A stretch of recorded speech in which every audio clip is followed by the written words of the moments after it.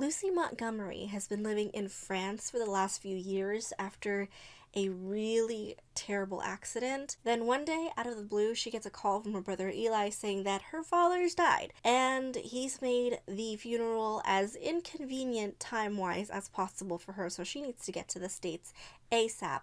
Also, no, our father did not die from murder.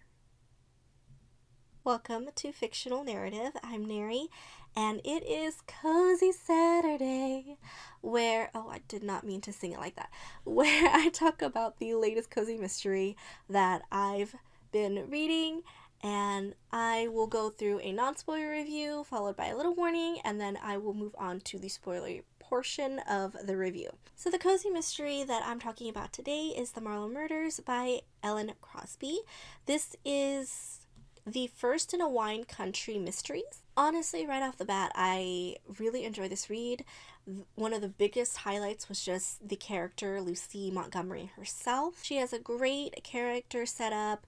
The setting is also really wonderfully set up. We go from France to the US very quickly, but once we hit that US soil and into Lucy's hometown, that's when all of the drama begins. That's when we're introduced to basically all the players that we need to know in this story. And there are a lot because she's coming back from basically running away from the trauma that she suffered in her hometown, an accident that left her with a very bad leg. Now, not only is she facing the fact that her father has passed, she has to see her siblings, there's the dividing of assets, and also her ex-boyfriend, who caused the accident, he's still in town. And through all of that, the biggest and most memorable trait that Lucy has is her absolute determination to find out what happened to her father, find out the reason why this is happening, because ultimately what's at stake is her family's vineyard, which now that she's back home, she wants to take over. Her family's vineyard was her mother's dream. Her mother has also passed, and she wants to keep that dream alive. She's not going back to France. She says, I'm here now, I'm digging my heels in, and I really admire that about her character. In terms of the mystery itself, you have so many red herrings, so many people to go through, and Lucy literally does just go through every single suspect that she has, and every single person is a suspect to her. Because she's been gone for a couple of years, but that doesn't mean that during that time, people haven't changed. And if her father wasn't murdered, why would her godfather very early on tell her, hey, your dad's been murdered? Couple things that I didn't like about this book. When we open up, Lucy is living in France with her boyfriend, but she tells us right off the bat the relationship is not good. He's probably out with someone else. The only way that she has to communicate with him is to write a note and then put that note on the champagne bottle she knows that he's going to drink when he returns from wherever he went. Red flags all around. At that point, she's not sure whether or not she's staying in the US or coming back to France. So I understand that she thinks she's coming back to something, but she really does not need this loser in her life. So all the points in the story that just mention him in it kind of could come up to nothing, other than to add that she had a shit boyfriend now coming back to face the ghost of her past. Like, I think she has enough issues. Also, she is very transparent that she's been living off the settlement money from her accident. I don't know how much that money is. Know that in the book she has some trouble financially and she wants to keep the vineyard running, which it's gonna have to run on her money until the bottles are ready to be sold. This definitely seems like, in terms of what I'm understanding in terms of the vineyard for the book, it's going to take so long. And I'm like wondering how her finances during that time will make sense. Another pet peeve, I feel like I'm going to contradict myself a little. I liked that there was a large roster of characters for her to go and do her sleuthing thing. But at the end of the book, I realized either it's going to be a really, really big bummer if in the later books those people become villains, or for the rest of the entire series, we could never be suspicious of these people ever again. Which, I don't know, I'd probably have to continue the series in order for me to see where that is going. In terms of cozy mysteries, it almost feels like writing a dead end.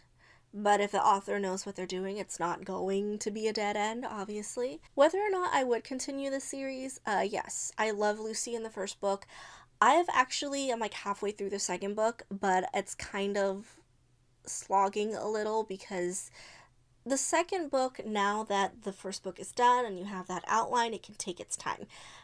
I do feel that you can pick up the second book as a standalone, but it would be a little bit more confusing because that background of Lucy being in France, why she left, all of those things are so pertinent to her character that this is the type of series you should definitely start with book 1. My rating for this first book is a 4.5. And now, this is your warning. I'm moving into spoilers. So what's up with that ex-boyfriend? Okay. Every mention of him is a pet peeve to me. Because she goes on to say, well, I came to France. My family had an old property in France, so I came here to get away. Okay, cool. I couldn't get some things done around the area, so I needed someone to help do the manual labor, and I met this guy. And he's working for me, and he's also moved in, and now he's my boyfriend. But our relationship went, in the toilet. At one point in the book, she's like, oh, I need some money for the vintner. The vintner is the person that her father hired to basically take care of the vineyard and run everything, because he's not knowledgeable about running a vineyard. That was really her mother's passion. She calls up her bank in France, and they're like, well, your boyfriend came in and he had a very convincing signature, so we let him empty out your bank account. So she's like, oh shoot, well, I need to get money to my vintner to get a certain item done for the vineyard. Okay, what does she do? She sells some furniture from the old house, old vintage stuff, so that she can get that money. Cool, I get that. How are you running the vineyard the rest of the time? Because it's going to take you a while to grow things. The vintner, Quinn, he wants to be experimental and crossbreed and grow new, different types of things that they can bottle and create wine out of. He's very experimental, but those things take years. They take money, they take labor, and in the meantime, maybe she has some things to sell, but even then, how much do you have to invest in to make sure that it's running before it's fruitful? Cozy mystery business math most of the time does not make sense, and it is one of my biggest pet peeves, because you just gotta 2 + 2 is 4. You do so much research into a niche thing, whether it be bookbinding, whether it be a vineyard, whether it be opening a cafe. But the math ain't mathing. Thankfully, though, that big roster of characters that we run into that Lucy has to investigate, it is so big because it ties into the plot. Every single piece of the puzzle, there's no part of it that goes to waste. The author did a really, really good job building up this first mystery. It's a combo of like blackmail and murder mystery. So I was like, at every turn of this book, I was entertained. The dynamics are great. I feel like Lucy should stay single, but I'm also kind of like, she and Quinn kind of have a little something, a little spark, and I'm like, I kind of want to see where it goes, but then he popped out with a girlfriend in this book also, so I was like, but will it last? I don't know. So in this book, when Lucy comes back, she's picked up at the airport by Eli, her brother. She has a little sister as well. Okay.